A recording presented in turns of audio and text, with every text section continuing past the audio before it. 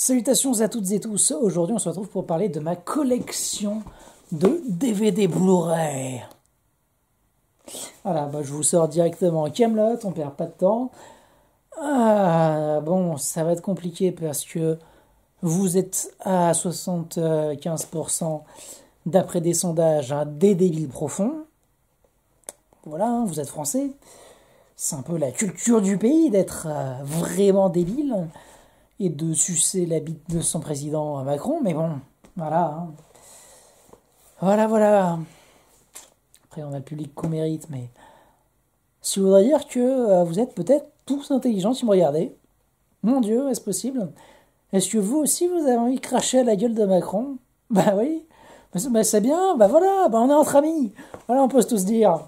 Eh bien, on va essayer de aller tous faire un test PCR 48 heures avant et d'aller au cinéma soutenir notre très cher ami Alexandre Astier, que j'ai eu la chance de faire signer la compilation de la saison 6 en DVD, mais j'ai tout racheté l'intégrale en Blu-ray évidemment, parce que Astier prend mon argent, il faut financer les films, parce que Kaamelott c'est excellent, Kaamelott on aime, on adore, c'est un amour viscéral et profond, et allons tous soutenir, pour les quelques gens qui ont fait un pass sanitaire, vous avez craqué, donc profitez-en pour aller au cinéma et soutenir Kaamelott.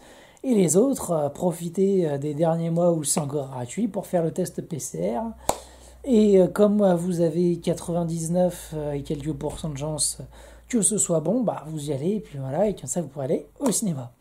Bien pensant que c'est 48 heures de validité. Donc il faut déjà prévoir votre séance. Et après, voilà. Et au passage, on parle de série. Donc, on va directement enchaîner sur la seule autre série que j'ai en DVD Blu-ray. Dans l'absolu, j'aimerais bien avoir Lost en Blu-ray, mais c'est introuvable. Et sur ma wishlist Amazon, vous avez l'intégrale de Game of Thrones et de Downton Abbey. Mais bon, il y avait plusieurs genres, bien évidemment. L'intégrale, les 3 premières saisons, parce que pour l'instant on attend encore la date de la sortie de la saison 4, Westworld. Qu'est-ce que c'est bien! C'est exceptionnel. Alors Westworld, ça se passe dans le futur, où les gens ils savent plus quoi faire pour s'amuser, et les progrès de la technologie sont tels qu'on peut créer des robots qui sont identiques à s'y méprendre aux êtres humains, surtout qu'en fait on fait avec des imprimantes 3D, on imprime des vrais corps, on les touche, on dirait vraiment un vrai corps. Et dedans, il y a toute la robotique qui permet d'avoir des robots intelligents, qui puissent avoir un comportement humain. Ce qui permet de faire un monde de Far West et d'y aller faire absolument n'importe quoi sans aucune conséquence. C'est-à-dire buter des gens sans aucune conséquence, violer des jeunes filles ou des hommes. On regardera pas, si on vous jugera, mais en tout cas, là-bas, on ne vous juge pas. Vous avez le droit de buter des gens, de violer des gens. Vous aurez vraiment l'illusion que c'est réel, mais c'est des robots, donc ça passe. Donc en gros, s'il n'y avait pas de limites, à quel point l'humain est pourri jusqu'au bout.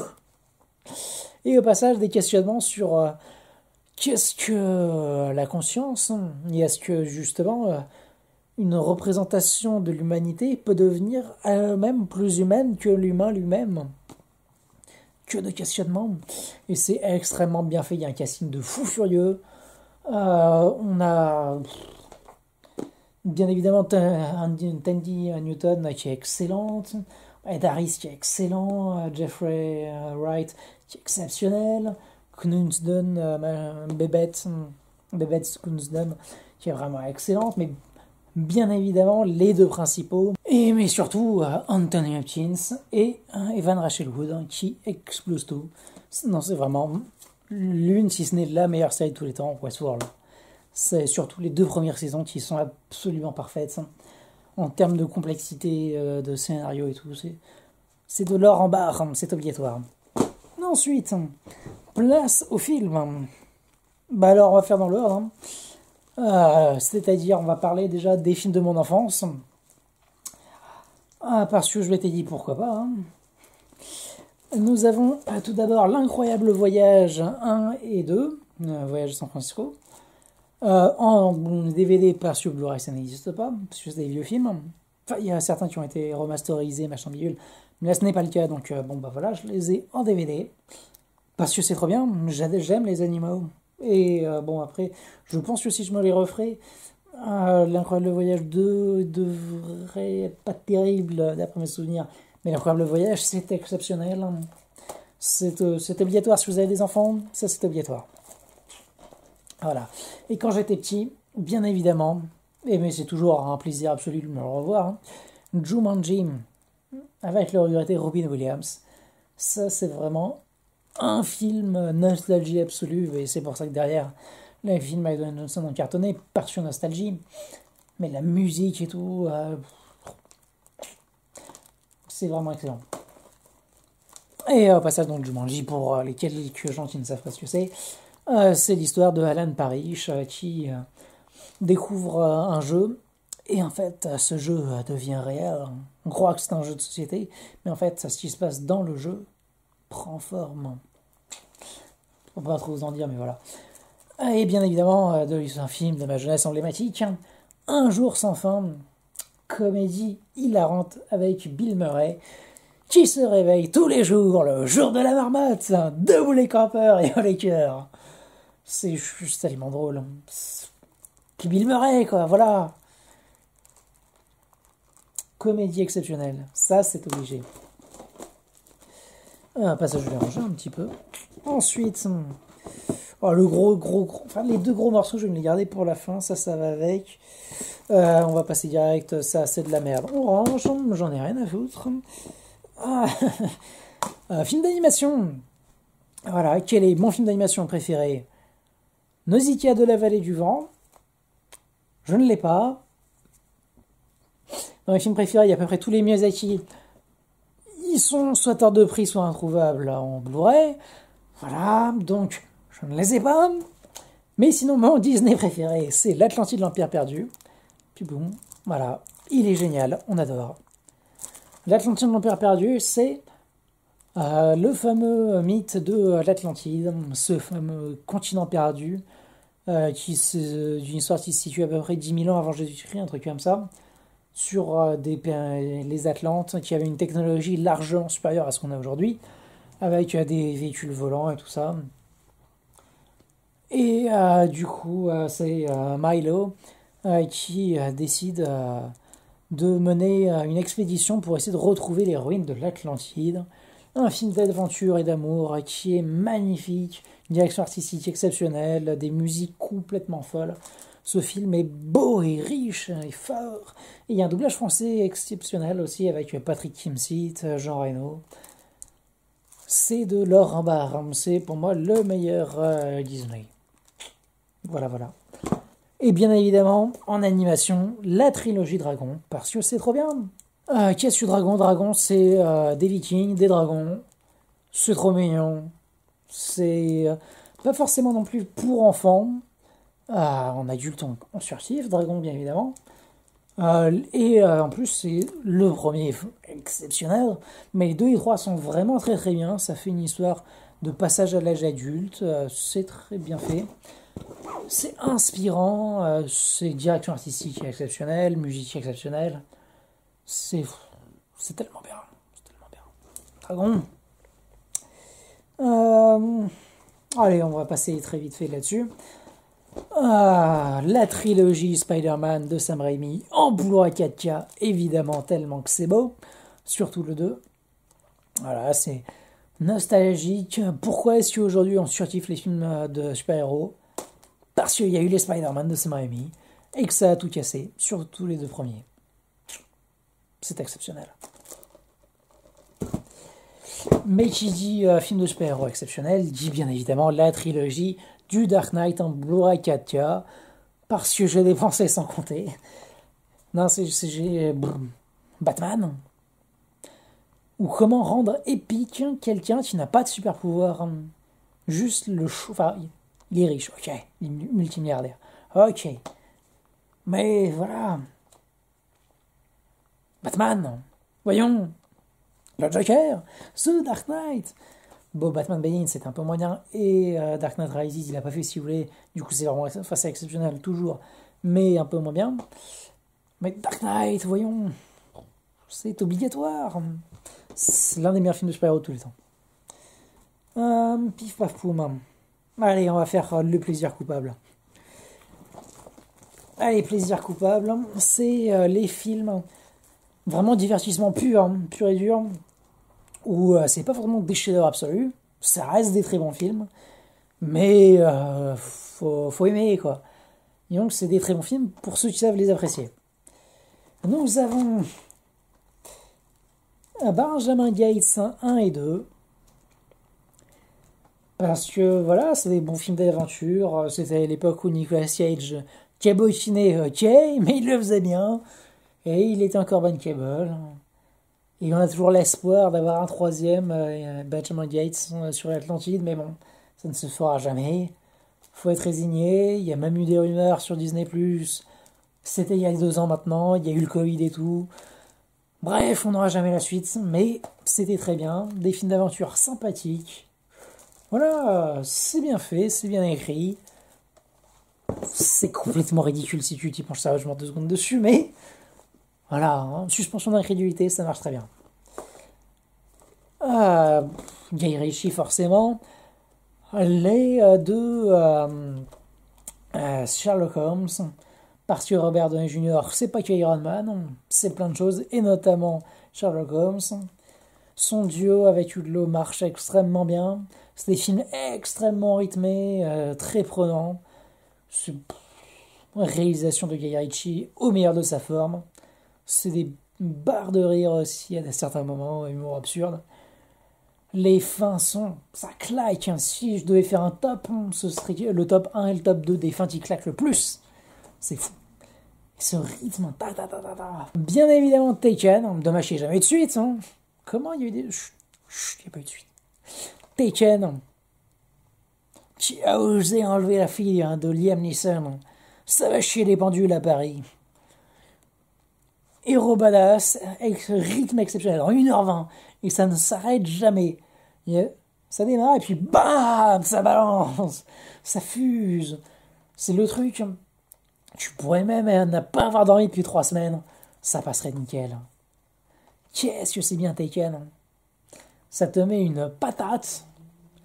Ah, t'as envie d'aligner des connards de mafieux, machin bidule, et allez hop. À la morgue. Non, c'est trop bien. C'est trop bien. Aerobout. Parce que Isaac Asimov, Léo de la robotique, ok, le scénario est ultra basique, au-delà de ça, mais Léo de la robotique, qu'est-ce que la conscience humaine par rapport aux robots, aux machines, machin. Degré zéro, ok. J'aimerais plus avoir le bicentenaire, ok. Peut-être que je le cherche, mais bon bah Bruce Will Smith au meilleur de sa forme, charisme exceptionnel, c'est un excellent divertissement. C'est foncièrement pas fou, mais c'est un excellent divertissement et ça fait le taf. On adore se le remater. Bien évidemment Warcraft, hein, je vous en avais déjà parlé plusieurs fois. Ce film est exceptionnel. Ça ne vaut pas le Seigneur des Anneaux, ok, mais c'est plus décomplexé, c'est plus fantasy, donc ça plaira peut-être plus à certains qui préfèrent du divertissement plus foufou. Charisme fou de Travis Fimmel, évidemment, qui reprend son rôle de viking, c'est vraiment du copier-coller, mais vraiment, non, mais c'est dommage qu'il n'y ait pas eu de suite, mais même tout seul comme ça, on prend, c'était vraiment bien. Need for Speed, hein. Alors je ne les ai pas là, mais ils sont quelque part chez mes parents, les Fast and Furious. Need for Speed, c'est le style débridé, vraiment les courses de voitures, pures et dures, avec des bolides qui en jettent plein la vue, avec des gens qui se la racontent en mode « Ah, je m'y connais trop en caisse, c'est du moteur machin, bidule, injection, machin », c'est vraiment du beaufitude absolu. Mais c'est la beaufitude des tout premiers Fast and Furious, ce qui nous manque totalement aux fans de la première heure sur les derniers Fast and Furious, qui sont devenus des films d'espionnage, grand public, blockbuster, bam, ça explose de partout. Là, c'est de la vraie course de voiture. C'est si vous préférez les premiers Fast and Furious ou nouveaux comme moi, Et bah voilà, Mr. Speed, c'est du concentré de ça. C'est vraiment trop bien. On kiffe. Et Imogen Poots est magnifique là-dedans. Et je lui aurais legit, sans blague, Imogen Poots, je lui aurais filé un Oscar pour ce rôle. Sans déconner. C'est vraiment, je trouve qu'elle brille totalement à l'écran, c'est fou. Le talent d'actrice dans ce genre de film, ça choque encore plus. Donc voilà.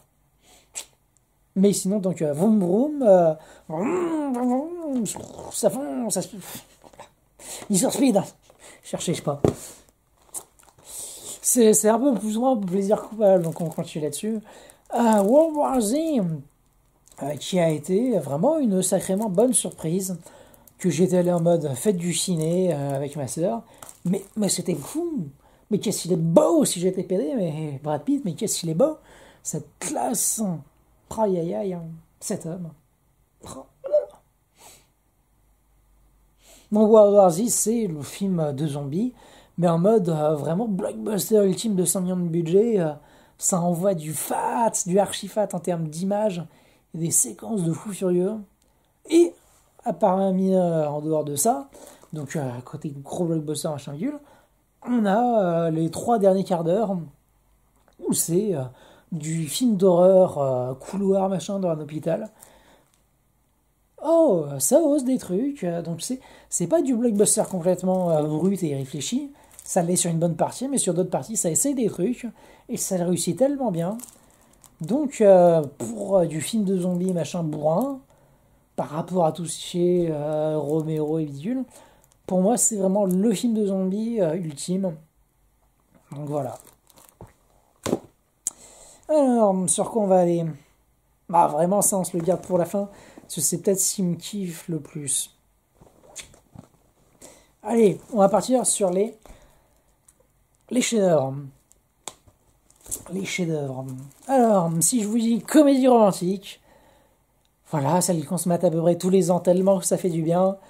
Love Actually, comédie romantique ultime, casting de fou furieux, c'est le principe des... Pas forcément film assiette, mais disons que il y a énormément de personnages où on suit un peu toutes leurs histoires en parallèle, et que ça se recoupe un peu plus ou moins, mais voilà, c'est plein de mini-histoires d'amour qui sont plus ou moins intéressantes les unes des autres, mais il y en a vraiment des très très réussies, ça fait énormément de bien. Love Actually, voilà. Nous avons ensuite Marie, pas Marie à tout prix, mais Marie, un film extrêmement touchant avec Chris Evans et McKenna Grace sur donc un homme qui recueille la fille de sa sœur et qui l'élève. Et donc elle, c'est une petite génie qui a un QI de 200 et quelques, machin bidule, et qui a 6 ans, alors qu'elle rentre au CP, elle a le niveau de la fac, donc ça déchire absolument tout. Donc le tandem marche tellement bien, c'est vraiment un film sur l'amour du coup paternel, l'amour paternel, avec un peu d'amitié. Enfin c'est du coup comme c'est pas vraiment sa fille, c'est un mélange d'amour et d'amitié, mais c'est tellement bien. Je peux pas trop vous en dire, mais parce qu'il y a pas mal de rebondissements et tout, c'est trop bien. Toujours dans l'art de vivre, nous avons Captain Fantastic avec Viggo Mortensen. C'est quelqu'un qui a décidé avec sa femme, et c'est 1, 2, 3, 4, 5, 6 enfants, d'aller simplement un peu se couper du monde, se remettre à la nature, au plaisir simple de la vie, à cultiver leur propre nourriture, à chasser leur nourriture, voilà. Et du coup, c'est vraiment sur un système de vie bis, l'éducation bis, et vraiment c'est complètement valide, hein. C'est validé. Je veux pas trop vous dire sur comment est-ce qu'ils sont, un truc comme ça, mais vraiment ça te remet à ta place, en mode consumériste. Le gars qui parle de consumérisme alors qu'il a 150 000 trucs qu'il a. Bon, bref. Et tous les messages ne sont pas passés, mais il y a des trucs bien dans le consumérisme. D'ailleurs, le film est un peu. Voilà, il rejette pas tout non plus. Mais il te montre une façon plus saine de voir les choses et tout. C'est vraiment une grande leçon de vie, ce film.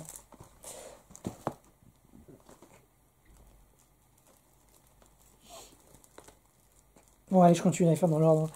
Bien évidemment, je vous en ai parlé dans mes films préférés absolus. C'est un de mes tout meilleurs films de tous les temps. The Social Network de David Fincher. Film. Ça raconte l'histoire de l'inventaire de Facebook. Et c'est une claque monumentale. C'est vraiment tellement captivant du début à la fin de cette histoire de comment ça s'est fait. Tous les personnages sont tellement forts et intéressants. C'est un rythme de fou furieux. Regardez ce film, c'est obligatoire. La scène d'aviron, voyons. La scène d'aviron. Oh là là. Comment ne pas avoir le pouvoir de Truman Show, voyons. Encore une fois, l'un des tout meilleurs films de tous les temps. Avec un Jim Carrey qui montre qu'il sait faire autre chose que de la comédie, en plus de Eternal Sunshine of the Spotless Mind. Là encore, il brille comme c'est pas permis. Il montre qu'il peut être vraiment un excellent acteur et pas qu'un excellent comique. Et donc, c'est un film sur Truman, qui est né et a été élevé et a grandi et a passé absolument toute sa vie dans un reality show. C'est-à-dire que c'est vraiment un personnage de télé-réalité, mais il ne le sait pas. C'est-à-dire qu'en fait, sa famille, sa femme, machin, tous les gens autour de lui, ses amis, son boulot, tout est faux, mais il ne le sait pas parce que lui, c'est la seule vie qu'il a connue. Mais voilà, tout est absolument faux et ce monde autour de lui, c'est complètement dingue. Truman Show, bien sûr. Nous avons le cercle des poètes disparus. Encore Robin Williams. Qu'est-ce que c'est bien le cercle des poètes disparus. Ça montre un peu à tous les gens d'aujourd'hui que la poésie c'est bien. Que c'est pas une tare d'être romantique et poétique. Merde. Bref.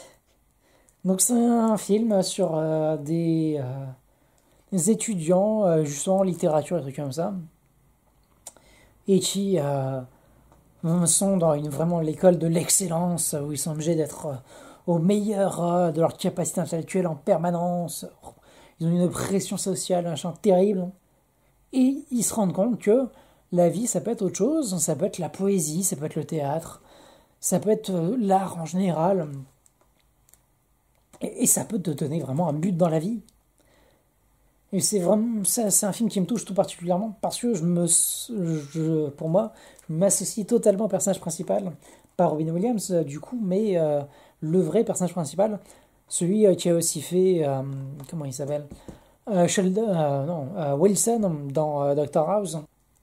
C'est beau, c'est tellement beau, c'est obligatoire. Toujours dans la rubrique chef-d'œuvre absolu, Donnie Darko. De Richard Kelly, oui, Richard Kelly. Avec Jake Gyllenhaal et Mike Gyllenhaal, Drew Barrymore aussi. Il y a plein de machin. Bref, ce film, c'est... Imagine que tu as un lapin qui, après qu'un réacteur d'avion s'est écrasé sur ta maison, t'explique que le monde que ça va bientôt être la fin du monde et que c'est ta faute. Quoi? En fait, c'est vraiment un film psychédélique, en mode, genre, il y a quelqu'un qui a une révélation, et à partir de là, c'est le seul à comprendre comment le monde fonctionne, et c'est fou, c'est indescriptible, c'est juste complètement fou. C'est ça, vous êtes avec un pote à une soirée, vous sortez ça, vous ne pouvez pas vous rater. Big up à Charlie. Et la soirée qu'on avait passé un moment. De Narco, évidemment. Ce film, c'est... Et la scène du théâtre, machin. Avec la musique. Oh là là. C'est fou. Absolument fou. Alors là, je sais que ça va un peu plus diviser en termes de... Je dis que c'est chef-d'œuvre absolu. Pour moi, ça l'est. Gangs of New York de Martin Scorsese. Pourquoi est-ce que ce film, je l'adore? Parce que c'est vraiment l'histoire des États-Unis. Mais guerre de gang à New York, la création plus ou moins de ce que sont les États-Unis. c'est complètement fou.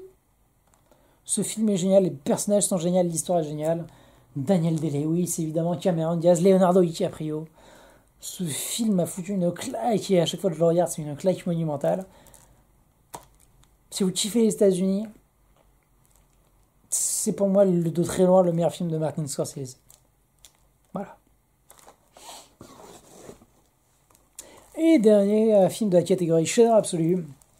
Enfin, il y en a d'autres, mais que je range ailleurs. Je me comprends, c'est moi qui fais mon rangement, bref. The Graduate, le lauréat, avec Dustin Hoffman. C'est qui a été remaké plus tard pour devenir American Pie. Mais à l'origine, donc, c'est un jeune diplômé, un lauréat, comme on appelle ça aux États-Unis. C'est-à-dire quelqu'un qui vient d'avoir son bac, même si l'accès arrive à 26 ans. Mais donc, c'est un petit jeune, bref.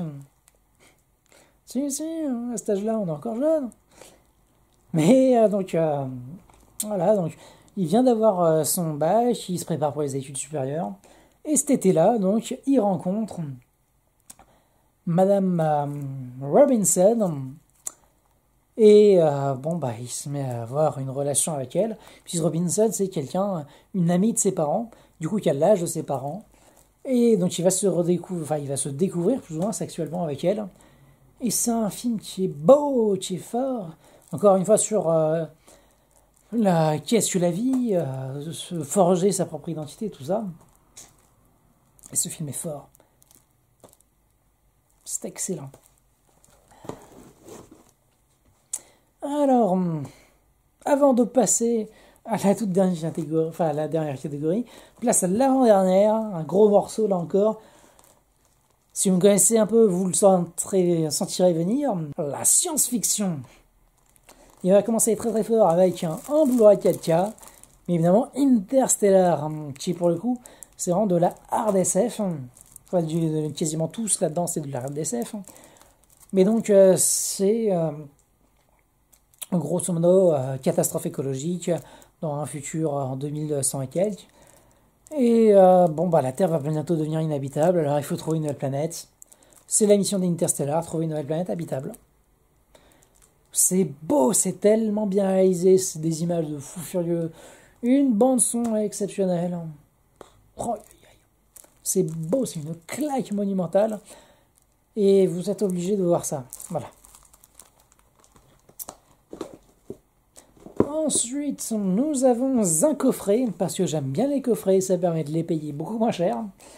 Nous avons un quadruple coffret avec Ad Astra, dont je vous avais déjà parlé dans mes films préférés de l'année où c'est sorti, où c'est un voyage sur la Lune. Non, c'est la station Ad Astra, qui était dirigée par le père de Brad Pitt.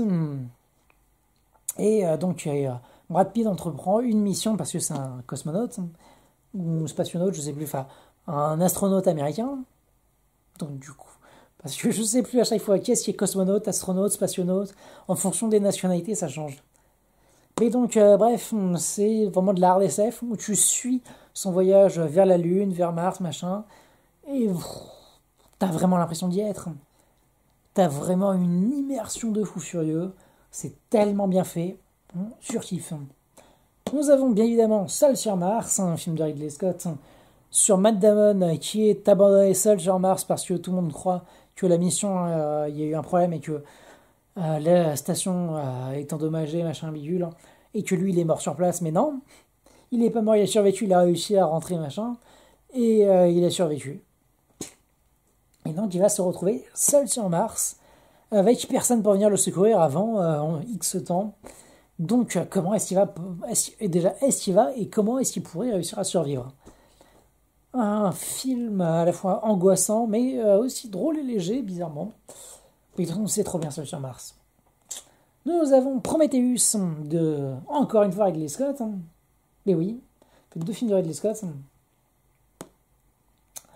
Prometheus, c'est la fameuse histoire des ingénieurs. Alors, pour ceux qui vivent dans une grotte, qu'est-ce que la théorie des ingénieurs? La théorie des ingénieurs, c'est que les pyramides, tout ça, c'est les extraterrestres. Et qu'en fait, si la civilisation sur la Terre s'est érigée, c'est parce qu'on a eu les ingénieurs qui nous ont guidés. Les ingénieurs, donc, c'est des créatures, enfin des extraterrestres, largement supérieurs à nous. Et la mission Prometheus vise à retrouver la planète d'origine des ingénieurs et d'entrer en contact potentiellement avec eux. Alors oui, je sais, il y a plein de trucs complètement débiles. Oui, je sais, toutes les critiques dessus ont raison, mais quand même, c'est visuellement fou furieux. J'adore le casting de Mirapas et tout, Charlize Theron. J'adore. Et je trouve que c'est complètement fou. Et la façon après dont le truc de scan sur les dômes, ça fait la construction des pyramides par rapport à l'archéologie interdite que j'avais lu en bouquin, ça m'a rappelé plein de trucs et je trouve que c'est extrêmement bien fait. Donc je vous le conseille largement. Ensuite, je viens de me fracasser l'œil. Sunshine de Danny Boyle, qui se passe dans le futur où le soleil s'amenuise avec le temps, devient moins chaud, ce qui fait que la température sur Terre baisse, et ça fait que à force, la vie sur Terre va devenir impossible. Et ils se sont dit, bah tiens, on va balancer plein d'ogives sur le soleil pour un peu le rebooster un petit peu. Et potentiellement que c'est complètement débile, mais il y a un ingénieur en physique qui a signé le scénario. Donc a priori c'est plutôt crédible cette histoire. Et donc encore une fois c'est de la RDSF sur le voyage qui se dirige vers le soleil. Et ça a un peu des airs de survival horror, sans trop vous en révéler, mais donc c'est vraiment super bien fait avec un Cillian Murphy aux petits oignons qui fait plaisir. C'est vraiment de la très bonne science-fiction. Continuons avec Seven Sisters, futur ou problème de surpopulation, ce qui fait que la conception est extrêmement surveillée. On n'est pas du tout sur du Handmaid's Tale. Handmaid's Tale. Oh, j'ai du mal à le dire, c'est fou. Enfin, la Servante écarlate. Bref, c'est exactement l'inverse de la Servante écarlate, hein, c'est-à-dire qu'il y a la natalité beaucoup trop élevée, enfin, on est beaucoup trop nombreux sur Terre, ce qui fait que la natalité est extrêmement surveillée. En gros, un couple a le droit à faire un enfant. C'est clac-clac. Et il se trouve que il y avait un couple qui n'était pas trop d'accord avec ça, et ils ont décidé de cacher tous leurs enfants. Enfin non. Ah oui, non, c'est pas ça. En fait, c'est que, oui, ils avaient je sais plus s'ils avaient du mal à faire des enfants ou quoi, mais bref, ils ont eu des sextuplés, c'est-à-dire 7 enfants à la naissance. Je veux dire que s'ils l'avaient annoncé, ils auraient été obligés d'en tuer 6. Ah merde. Donc au lieu de ça, ils ont déclaré un seul enfant, et ce qui fait que les 7 enfants vivent ensemble et n'ont le droit de prétendre qu'il y a une seule identité, dont ils ne peuvent sortir que un à la fois. Et comment est-ce que, du coup, c'est Noomi Rapace qui joue ces 7 sextuplés, et comment est-ce qu'il arrive à gérer ça. Et c'est un film de science-fiction action qui est vraiment très stressant, et d'une violence. À côté de Game of Thrones, c'est rien, c'est R. C'est d'une violence, Seven Sisters. Et c'est un film qui, voilà, il m'a choqué. Et pour me choquer, moi, il en faut beaucoup. Donc c'est pour ça. Puis surtout, en fait, j'étais tombé dessus, il était genre à 3 ou 4 euros. Je me suis dit, tiens, 9, bah je vais le prendre, hein. Écoute. Voilà. En science-fiction, bien évidemment, comment pouvait-il en être autrement? Edge of Tomorrow, avec Tom Cruise et Emily Blunt. C'était vraiment... où est-ce qu'il est? C'est Un jour sans fin. Voilà. C'est Un jour sans fin, mais en mode science-fiction, en mode invasion extraterrestre. Où en gros, c'est adapté d'un roman japonais, qui a été aussi adapté en manga, mais je préfère largement cette version-là. Le manga est extrêmement fidèle au bouquin, mais je préfère le scénario du film que je trouve plus crédible et plus intéressant. Parce que ça part vraiment en vrille, mais bref. Donc en fait, c'est une invasion extraterrestre, mais on se fait massacrer. C'est vraiment la boucherie absolue. C'est genre, à chaque fois, ils savent où est-ce que le contre-offensif va être, où est-ce que se trouvent les unités terriennes et tout. C'est vraiment la boucherie. Mais comment c'est possible et tout?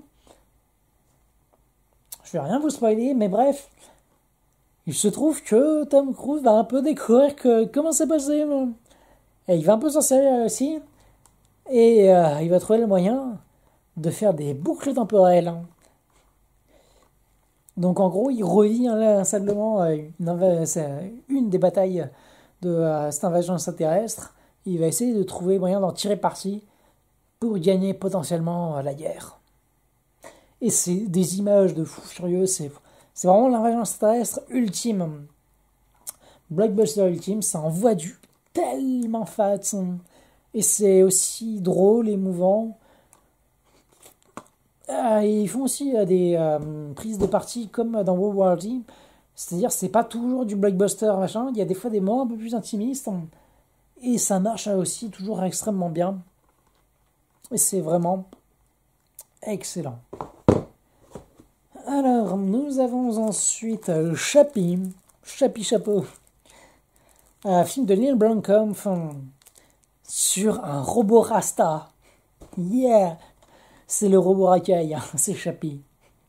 En gros, c'est une société sud-africaine qui travaille dans la robotique. Et il se trouve que l'un de leurs prototypes de robots extrêmement avancés se fait voler par des mafieux, vraiment de la petite racaille de banlieue, quoi. Et qui va décider de en faire son petit bébé. C'est leur enfant, ils l'adoptent. Et le traite vraiment comme un ado. Et du coup, lui, en fait, il se fait traiter comme un ado dans l'univers de racailles et tout, de banlieue un peu malsaine. Et c'est tellement drôle et émouvant, de fou furieux. Avec Diane Worth, un groupe de musique aussi sud-coréen un peu trash et tout. Et genre vraiment, c'est... Imaginez vraiment les gars avec des tatouages, des piercings de partout... vraiment les gens infréquentables et jouer un robot. C'est complètement fou.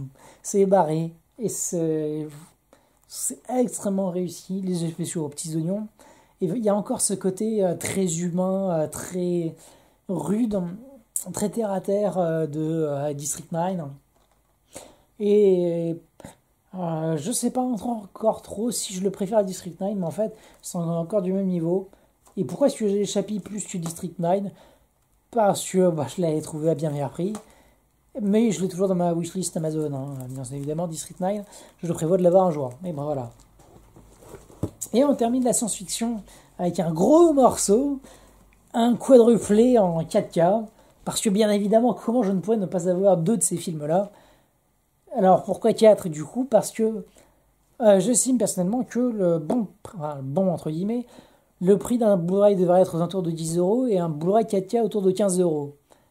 Ce qui fait que j'aurais pas mis plus de 30 € pour avoir deux des films de cette liste-là. Et il se trouve que ces 4 films en Blu-ray 4K, je les ai eu à 30 €. Donc, bonus pour les deux autres, bref. Donc je l'avais surtout pris pour deux films. Blade Runner 2049 de Denis Villeneuve. Je suis pas un très grand fan de Blade Runner. J'aime beaucoup Blade Runner, évidemment. Je reconnais toutes ses qualités extrêmement avant-gardistes de l'époque, avec des effets spéciaux qui ont très très bien vieilli et qui ont encore un film aujourd'hui. Mais je préfère largement Blade Runner 2049, qui a vraiment une réalisation extrêmement léchée, un scénario que je trouve personnellement plus intéressant et plus poussé. Mais donc au passage, je vous conseille tout si à côté de Blade Runner 2049, il y a eu plusieurs courts moyens-métrages et un film d'animation court-métrage aussi qui sont tous excellents. Mais donc vraiment c'est de l'univers SF qui se passe, je suis pas sûr que ce soit sur Terre, mais en tout cas c'est sur une planète où c'est un peu post-apo par rapport à la création de robots. Et en fait c'est après qu'il y ait eu une guerre un peu entre humains et robots, où les robots ont commencé à avoir une conscience, et commencer à se dire que, puisqu'ils ont une conscience, à quel moment est-ce que c'est légitime de les traiter en tant qu'esclaves? Et donc on est au-delà de ça, donc on place sur un univers où ils essayent de se relever de cette guerre-là, et de comment est-ce que le monde peut se recréer à partir de tout ça. Donc réalisation de fou, des images complètement dantesques, un mixage, enfin une ambiance sonore complètement dingue, qu'on adore. Et l'autre film que je voulais absolument dans cette liste-là, c'est Premier Contact, encore de Denis Villeneuve. Je l'aime d'un amour profond et j'attends énormément d'une. Premier Contact, c'est vraiment l'invasion extraterrestre, mais d'un point de vue politique et d'un point de vue poétique. C'est-à-dire que, en fait, c'est pas l'invasion extraterrestre en mode Edge of Tomorrow, Mars Attack, Independence Day ou plein d'autres films comme ça. Non, c'est vraiment, ils viennent pour entrer en contact avec nous. Alors la question, c'est qui sont-ils, d'où viennent-ils, pourquoi est-ce qu'ils viennent entrer en contact avec nous et quel serait leur message qu'ils voudraient nous adresser. Pourquoi est-ce que du coup ils ont fait un tel voyage pour entrer en contact avec nous. Et donc c'est vraiment un film sur la difficulté d'entrer en contact avec une race extraterrestre qui donc forcément n'a pas forcément le même langage, même modèle, même de construction de pensée. Donc c'est vraiment waouh, comment réussir à rentrer en contact. Et c'est un film aussi qui a une construction, c'est un peu métaphysique et tout, c'est vraiment une claque monumentale. Et on a aussi Passenger, qui est un film un peu, enfin c'est vraiment de voyage, voyage spatial. C'est en gros c'est X personnes, enfin plusieurs centaines de milliers, qui sont dans un vaisseau mère, une arche de Noé, qui doit aller coloniser une planète. Et il se trouve qu'il y a un des modules qui a une défaillance et qui réveille une personne pendant le voyage, en l'occurrence Chris Pratt, des Gardiens de la Galaxie de Jurassic World. Et donc il se réveille dans ce voyage et bon bah il sait pas trop quoi faire, il sait pas se rendormir, machin bidule. Et il se fait chier, il se fait lourdement chier. Et comme un connard, il regarde un peu et il regarde les CV des gens qui sont endormis et il décide d'aller réveiller une fille qui est à la fois intéressante et extrêmement mignonne, en l'occurrence Jennifer Lawrence. Et donc cette espèce de connard décide d'aller pourrir la vie d'une autre personne qui n'ira pas refaire sa vie, machin, qui ira passer sa vie avec lui sur ce vaisseau-là, enfin sauf s'il trouve un autre moyen, machin mieux. Mais donc voilà. Oh. Donc c'est à la fois un film grandiose parce que dans l'espace et tout, avec des décors immenses et somptueux, mais aussi très intimiste parce que bah il y a deux personnes. Et le quatrième film de cette liste, en Blu-ray 4K, c'est Life. Le seul film de tout ce que j'ai là de présent que je n'ai pas vu. Ouais, je l'ai pas vu. Donc je ne saurais pas trop vous en dire. Apparemment c'est une station spatiale où il découvre une forme de vie et ça tourne mal, hashtag Alien. Mais donc du coup c'est un film que je pourrais voir. Un film que je n'ai jamais vu, c'est fou. Mais donc bon bah voilà, pour 30 €, hein, j'ai acheté l'intégrale de cette compile. Et voilà. Place à la toute dernière catégorie, qui est aussi la plus mastoc, parce qu'on a 9, 16, 10, attends, 9, non, 14, 15, 16, 17, 20, 22, 23, 6, 26 films. On a 26 films dans cette dernière catégorie. Mais vous inquiétez pas, ça ira relativement vite parce que c'est beaucoup de sagas. C'est ce que ils appellent aux États-Unis les Young Teen Movie Adaptation, où en gros c'est des adaptations de romans pour la jeunesse. Et pour moi, c'est ce que je kiffe le plus, à peu près ex aequo avec la science-fiction, voire peut-être un peu au-delà. Où c'est le principe commun, le socle commun de tous ces adaptations de romans jeunesse, c'est déjà le passage à l'âge adulte, parce que c'est généralement des adolescents ou de jeunes enfants, ou alors de jeunes adultes qui deviennent adultes ou qui grandissent plus ou moins jusqu'à ce que ça se finisse vers l'âge adulte ou truc comme ça. Mais en tout cas, il y a ce principe-là de se forger une identité, de se dire que l'univers autour d'eux ne se limite pas à ça, qu'ils ont envie de voir plus grand, ou de se dire qu'il y a plus au-delà, et ils ont raison. Passons donc directement sur classique de chez Classique, hein, l'intégrale Blu-ray des 8 films. 8, mince, donc c'est pas 26, c'est 25. L'intégrale des 8 films de la saga Harry Potter. Alors, personnellement, j'ai plus de mal avec les 3 premiers. Et j'ai en fait réellement, je reprends vraiment du plaisir à partir du 5 et surtout du 6. Le 6, 7, 8, c'est ceux que j'ai le plus de plaisir à me revoir. Mais pour que c'est un réel impact, il faut se refaire tous avant.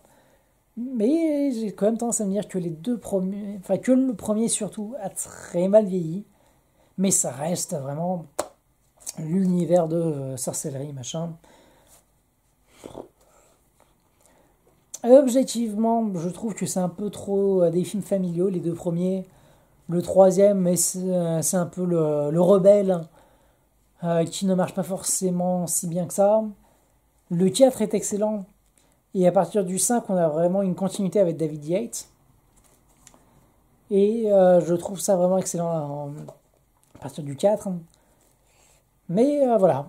Donc l'intégrale d'Harry Potter, c'est obligatoire. Un petit favori.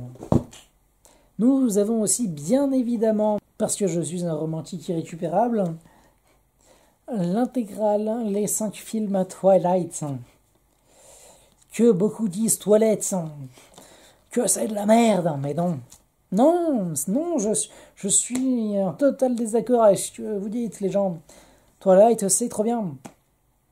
Et ok, je veux bien que le premier soit un peu...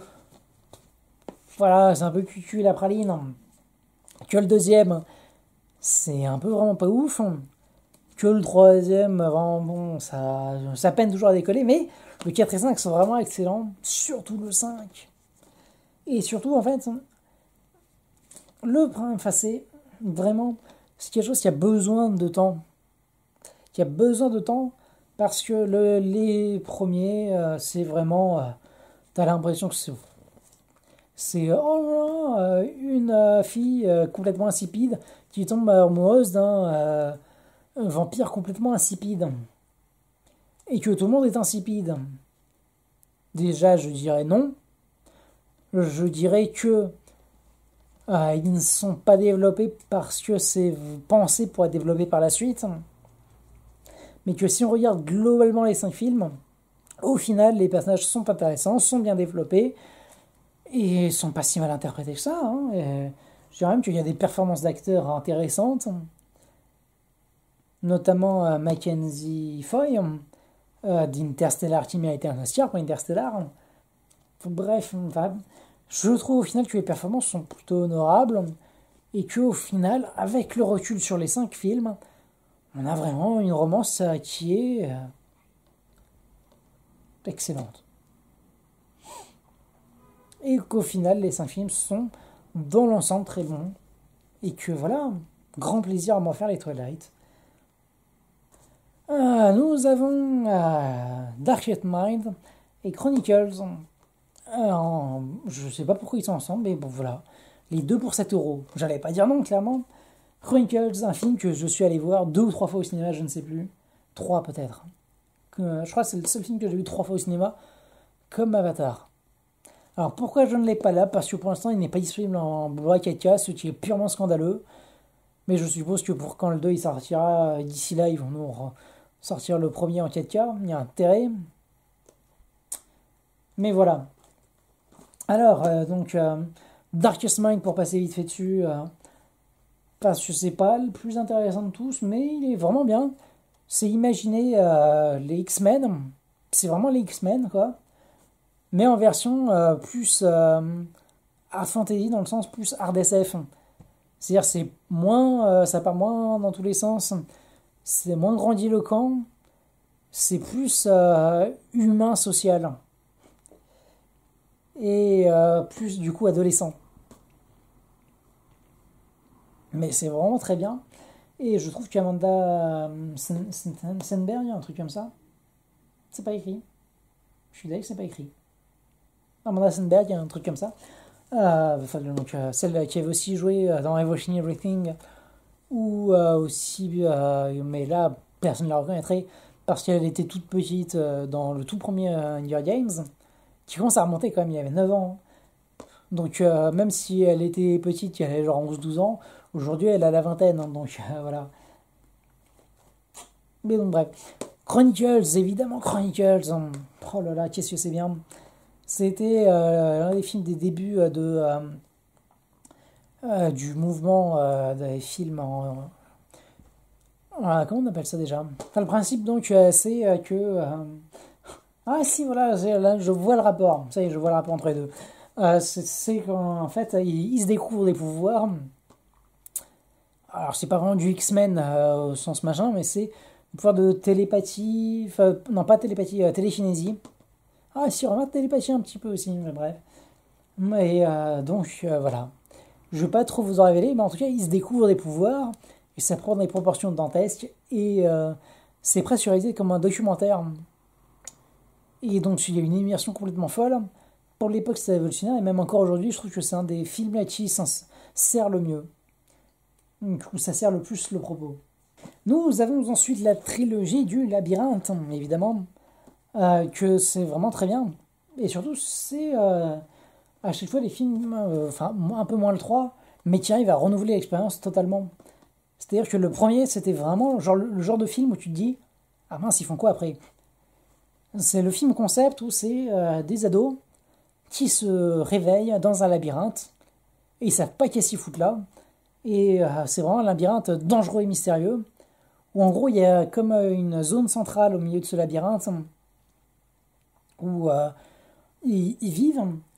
Et au-delà de ça, il y a un labyrinthe, mais c'est un labyrinthe évolutif. C'est-à-dire qu'il se déplace tout le temps et il se referme la nuit. C'est-à-dire que tu ne peux plus. Enfin, si tu es enfermé dedans, tu meurs parce qu'il y a des créatures qui ressortent la nuit. Et donc le jour, mais il faut quand même faire gaffe parce qu'il y a plein de pièges à l'intérieur. Donc en gros, ils sont enfermés là, ils savent pas pourquoi, ils savent même plus qui ils sont.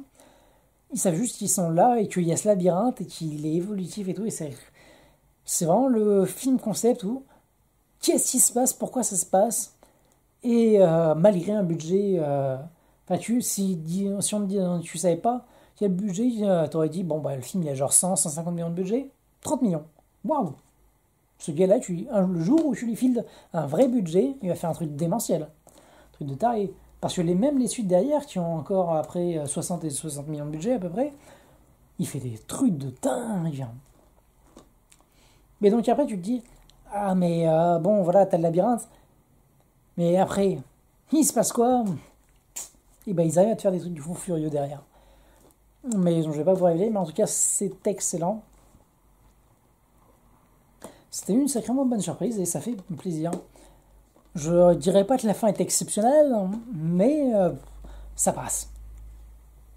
C'est un peu dommage par rapport à la qualité des premiers, mais ça fait le taf et c'est pas la fin où tu dis ah c'est dommage. Non, c'est voilà. Ok, j'accepte. Ça passe. Ce qui est pas si mal des fois. Bref. Nous allons ensuite passer sur la trilogie malheureusement divergente. Où le principe c'est que comme pour Harry Potter, Hunger Games, Twilight, à chaque fois on se dit ah merde, il y a plus qu'un roman, enfin plus qu'un seul roman à la fin, et ça marchait tellement bien. Ce serait dommage de se priver de autant d'argent. Donc du coup, le dernier roman on le coupe en deux. Malheureusement, c'est que les Harry Potter, ça tablait sur du 900 millions de moyenne et du 1,3 milliard sur la fin. Les Twilight, enfin pour du 150-200 millions de budget de moyenne. Les Twilight, ça se tapait du 700-800 millions de moyenne pour du budget inférieur à 100 millions, puis à peu près 200 millions à la fin. Donc ça restait de la rentabilité tout furieux. Divergente, c'était pas ça. C'était 75 millions de budget pour le premier C'est fou ça, 75, non. Peut-être plus que ça. Ah ouais. Enfin bref, 75 millions de budget pour le premier. Bien utilisé, hein, franchement, il ça de la gueule. Hein. Pour du 280 millions au box-office, un truc comme ça. Donc, rentabilité ok, mais pas folle furieuse. Le deuxième, qui a un budget un peu plus élevé, 80, 95 millions, un truc comme ça. Pour du 280, 300 millions, un truc comme ça. Donc, bon, voilà, c'était encore de la bonne rentabilité, mais pas folle non plus, donc fallait pas déconner.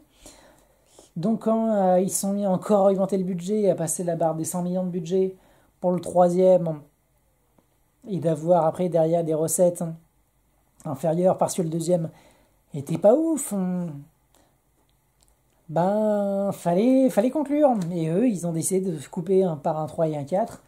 Ce qui fait qu'à force d'être à ric-rac en termes de rentabilité pour le 1 et 2, enfin c'était de la rentabilité correcte mais pas folle, et ben si la rentabilité correcte mais pas folle, que les rentrées baissent et que le budget continue à monter, bah voilà, ça casse, à force ça casse. Le troisième n'était plus rentable. Du coup pour le quatrième ils ont dit aïe, qu'est-ce qu'on fait? Bah on va réduire le budget. Du coup les acteurs ils étaient pas chauds, machin bidule. Surtout qu'il va à la limite de faire un téléfilm pour terminer ça. Et du coup, les acteurs ont fait oh non, on mérite mieux que ça. Calmez-vous, s'il n'y avait pas eu le premier Divergente, vous n'existeriez pas. Fermez vos gueules et acceptez. Bordel, vous devez ça aux fans des films, justement. Et bah non, et du coup, bon bah voilà. Le quatrième film a été purement et simplement annulé, on n'aura jamais la fin. C'est complètement con et c'est insupportable parce que.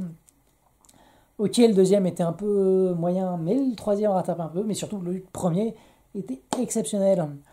Alors, qu'est-ce que c'est Divergente? Divergente, c'est un film, une dystopie, où, en fonction de guerre, un truc comme ça, enfin bref, ils ont décidé de faire un peu un test, hein, c'est-à-dire couper une partie du monde, et de un peu gérer tout ça, c'est-à-dire pour que les gens arrêtent de se faire la guerre, machin bidule, de vraiment essayer de cerner les gens, et de leur attribuer une fonction dans la société qui serait en adéquation avec leur personnalité pour un peu les canaliser et faire en sorte que ça marche. Et c'est trop bien. C'est visuellement grandiose, c'est plein d'idées très intéressantes et je trouve que ça marche extrêmement bien. Et que le 2, malheureusement, l'histoire n'avance pas tellement. Mais dans le 3, ça commence à avancer, mais on n'aura pas la fin, donc bref. Mais vous pouvez vous reporter sur les romans. Ce que je n'ai toujours pas fait depuis le temps, mais c'est toujours dans un coin de ma tête et je me dis, il faudra quand même que je sache comment ça se termine à force. Mais voilà. Ensuite, avant que je perde définitivement ma voix qui commence à se barrer, nous avons... bah tiens, voilà, par rapport à Twilight, qui a été écrit par Stephanie Meyer, aussi adaptation d'un livre de Stephanie Meyer par Andrew Niccol, un gars qui a fait des films de fou furieux, qui a fait Lord of War, qui a fait Bienvenue à Gattaca, et bah là il fait Les âmes vagabondes avec Saoirse Ronan, qui est encore un excellent film. Et là, en plus, on part en science-fiction, donc ça fait tellement du bien, où en fait c'est une invasion extraterrestre, mais pas en mode invasion brutale, invasion saloperie. Où en gros c'est une invasion extraterrestre où c'est des parasites qui prennent possession des corps des humains. Oh les salauds! Donc c'est Whistler. Et il s'en sert pour faire donc une comédie romantique. Non, ce serait un peu limitatif de dire ça, mais bref, un peu comédie romantique, ok. Mais donc, où le principe c'est que l'héroïne s'est fait déposséder de son corps par une extraterrestre. Et il se trouve que ils vont quand même réussir par l'intermédiaire de la conscience d'entrer en contact avec l'extraterrestre et elle-même. Et ça aboutit à quelque chose d'incroyablement intéressant. Et donc je veux pas trop vous en dire, mais c'est très très fort. Saoirse Ronan est exceptionnel dans ce film. Et donc je vous le conseille très largement. Et ça, c'est un peu des airs de...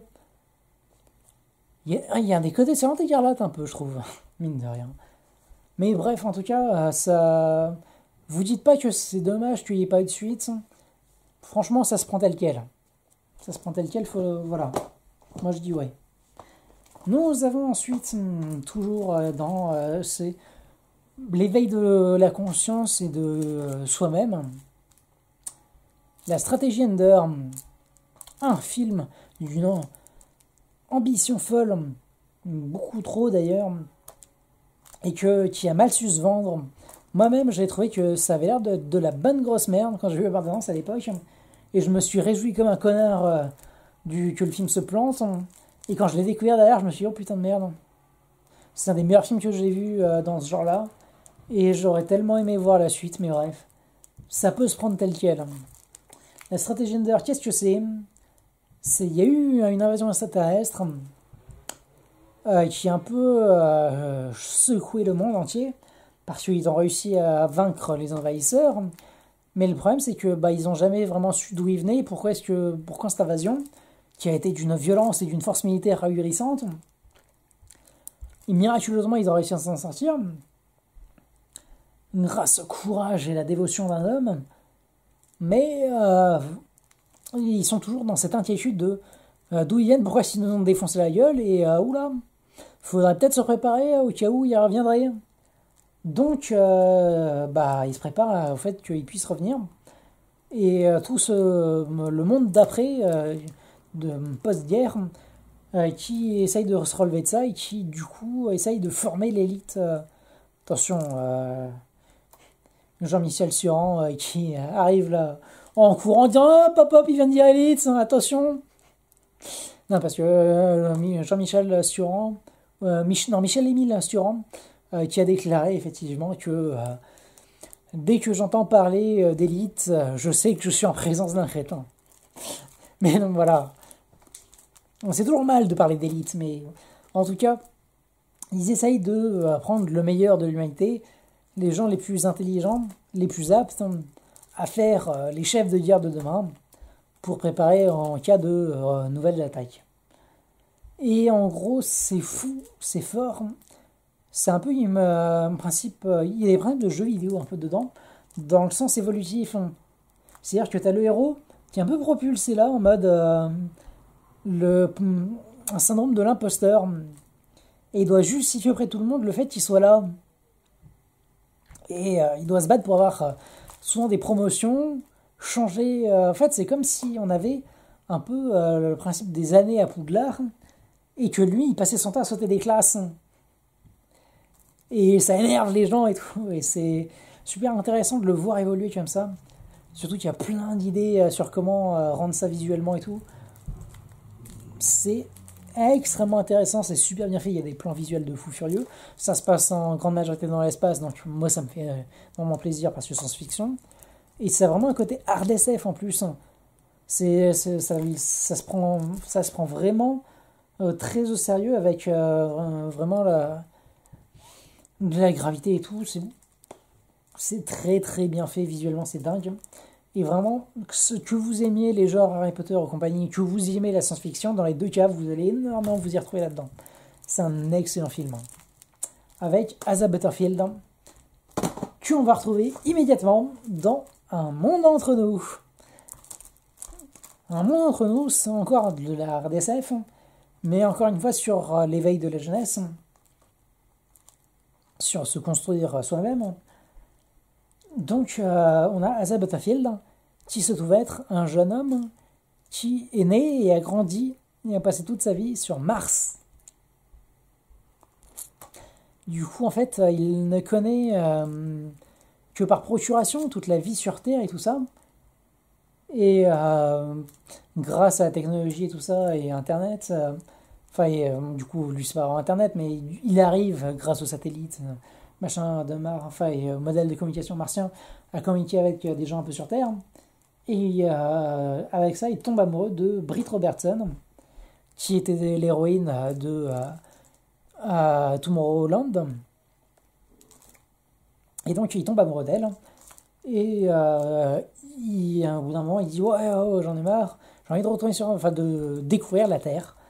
Et donc, avec aussi tous ces principes de RDSF, sur le fait de vivre et tout, d'avoir vécu toute sa vie sur Mars, parce que ça va créer des problèmes en termes d'organes, d'ossature et tout ça, sur comment est-ce qu'il va pouvoir revenir sur Terre, et non seulement, et en fait, c'est imaginer quelqu'un qui n'a jamais vécu sur Terre et qui découvre d'un coup tout ce qui est l'amour, tout ça, toutes les joies humaines, terrestres, tout ce qu'on peut avoir sur Terre, de la joie d'une PS5, de la joie d'une collection de Blu-ray complètement folle, de partout, d'une télé 4K monumentale, de 55 pouces de 130 cm de long, que j'ai rien à compenser, mais c'est pas grave.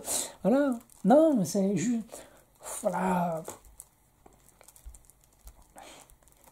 Qui est-ce que c'est de découvrir toutes les lois de la vie? Bah, il te le montre. Et ça, je vais le mettre en top de liste là de films que je dois montrer. Et ça, c'est bien. Ça, c'est important à montrer à des gens. Ou à une jante. Mais bref, passons au prochain film que je veux lui montrer la prochaine fois qu'elle vient. The Giver, qui est l'un de mes tout meilleurs films. Film que je préfère me revoir avec... qu'est-ce que... Ouais, Pleasantville. Mais je ne l'ai pas encore trouvé, mais... C'est vraiment sur... Et pareil, sur un monde d'entre nous, c'est cette thématique de la vie. Tout simplement, qu'est-ce que la vie? Les sentiments humains, tout ça. Dans The Giver, c'est pas vraiment Equilibrium. On va plus dire le roman d'origine, donc Fahrenheit 451, et un croisement avec Divergente, où le principe c'est un monde dystopique, où chacun a un rôle précis dans cette société, qui est attribué au moment du passage à l'âge adulte, comme dans Divergente. Donc c'est vraiment excellent. Et donc, mais au-delà de ça, parce que vraiment là c'était aller beaucoup plus loin les guerres dans cet univers-là, et ils se sont vraiment dit, il faut vraiment le faire en mode Equilibrium, George Orwell. Il faut supprimer les sentiments humains. Et mais à quoi bon vivre à ce niveau-là? À quoi bon vivre avec le Covid, être confiné et tout ça, merde. Voilà. Donc, qu'est-ce que c'est que, encore au-delà d'un monde entre nous, le level au-dessus, sur non seulement t'as vécu dans ta bulle, mais là t'as vécu dans une bulle où les sentiments n'existaient pas. Et donc là, en fait, le principe c'est que à chaque fois, toutes les X générations, enfin en gros tous les 20 ans à peu près, il faut se former un nouveau Giver. Parce qu'on va dire que... Enfin non, oh non, c'est spoiler, attention. Ouais.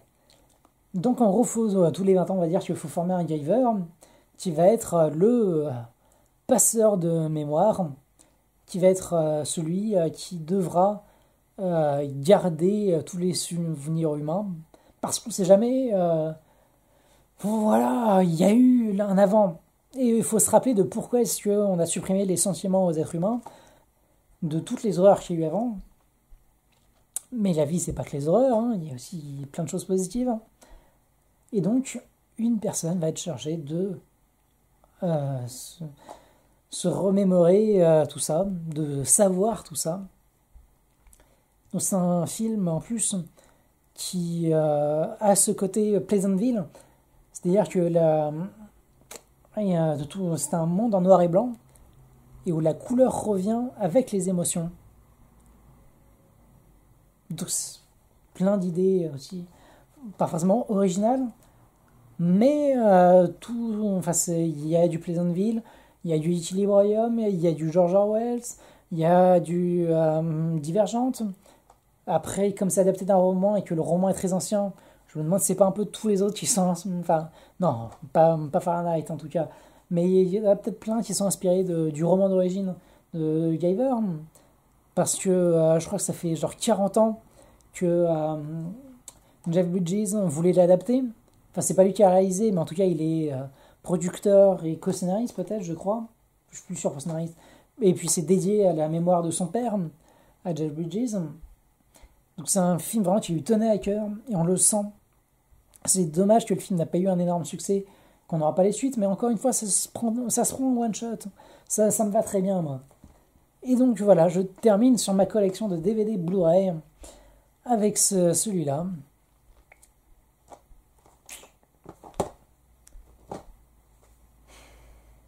Donc il y a beaucoup de thèmes communs à tout ça, donc voilà, peut-être que vous allez mieux me cerner maintenant. Et si vraiment il y a un film ou une Westworld plus tard, quand ce sera fini, parce que a priori ce sera en 6 saisons, donc comme il y a une saison tous les 2 ans, donc en 2022 on aura saison 4, donc 2026-2028. En 2028 je vous ferai une critique de Westworld, si je suis encore là. Mais en tout cas voilà sur tous les films que j'avais envie de parler, et surtout que j'ai plaisir à revoir régulièrement, et c'est pour ça que j'ai eu envie de les acheter et de les avoir en Blu-ray et DVD et Blu-ray 4K, parce que déjà j'ai envie de me les revoir, donc autant les avoir sous la main. Et comme j'ai les moyens, et ben en tant que fan de cinéma, je me dis que je me dois de soutenir le marché physique, puisque en tout cas bientôt on va m'interdire d'aller en salle de cinéma, bande de connards de gouvernement de Macron, mais bref, voilà, je me dis qu'il fallait que, je me devais de soutenir tout ça, et bah voilà, j'ai envie de vous parler, de vous montrer tous ces films qui me tenaient à cœur, et peut-être qu'il y en aura d'autres, enfin il y en a évidemment qu'il y en aura plein d'autres dans les années à venir, mais voilà, peut-être que tous les 2 ans, quand j'en ai encore 100 de plus, je vous referai une vidéo collection de ma collection de DVD et Blu-ray, partie 2, partie 3, machin. Enfin, ça, c'est quand j'aurai acheté ma maison et que j'aurai plus de place pour les stocker aussi. Ouais. Là, déjà, ça me prend tout un tiroir de mon meuble, là. Et les séries, il faut que je le mette dans le tiroir d'en dessous avec les jeux vidéo. Heureusement que je ne joue pas souvent et que j'en ai qu'une vingtaine. Ça prend moins de place pour l'instant. Mais bref, voilà. Voilà. Non, si vous voulez que je vous en parle plus en détail d'un spécial, n'hésitez pas à me le dire en commentaire, et que après votre commentaire a été liké plus de 10 fois. À ce niveau-là, peut-être que je me pencherai sur la question. Mais en tout cas, on se retrouve a priori, sauf si je suis détecté positif au Covid quand je ferai mon test PCR, pour une critique du film Kaamelott que on attend tous avec une impatience monumentale et que vous allez tous faire votre test PCR pour aller vous précipiter pour le voir. Allez, cette vidéo aura été archi longue, mais le format s'y prêtait, donc voilà. Par contre, non, je vais pas aller faire les trucs en dessous de la vidéo pour faire clac, tel film, machin bidule. Non. J'aurai pas la motive et je vais faire le minimum de montage possible, je suis désolé, mais voilà. Allez, salutations.